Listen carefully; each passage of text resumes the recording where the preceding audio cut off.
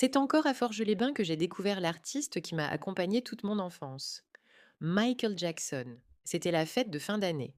Je revois mon frère Affy déguisé en Michael Jackson, dansant sous l'œil attentif de mon père dans le public. Je suis devenu un fou de Michael Jackson.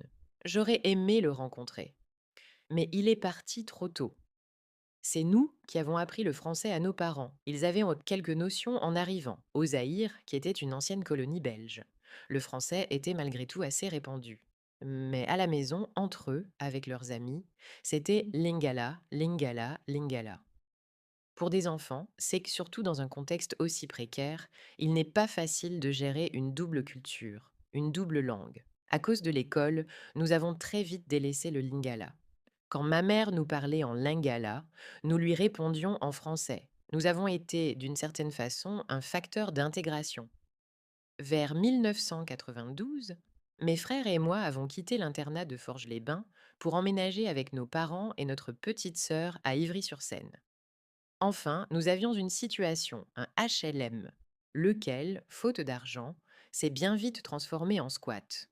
Nous y sommes restés 1 ou 2 ans avant d'en être expulsés brutalement.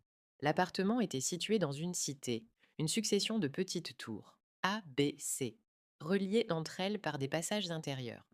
L'un de nos jeux favoris, avec ma sœur, était de s'inventer un parcours entre les immeubles, pour sortir à telle ou telle porte, de tel ou tel côté.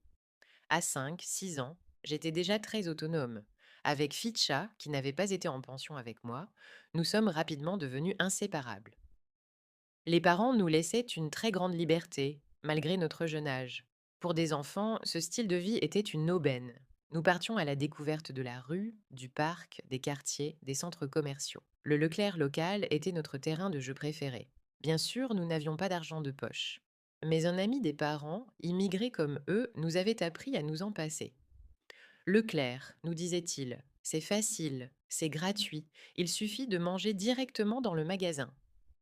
Et il joignait le geste à la parole. Quelle révélation! À nous, paquets de bonbons, gâteaux, jus de fruits. Je ne comprenais pas vraiment pourquoi il fallait quand même faire attention.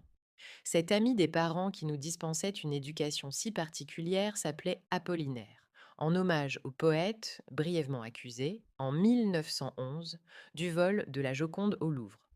Car Apollinaire était un voleur professionnel. C'était un Zaïrois au visage marqué, un vrai champ de bataille de cicatrices, toujours vêtu d'un très long manteau. On voyait que c'était quelqu'un qui revenait de loin. Apollinaire volait des vêtements dans les magasins. Son grand manteau lui tenait lieu d'outil de travail, ainsi qu'un puissant aimant, volé lui aussi.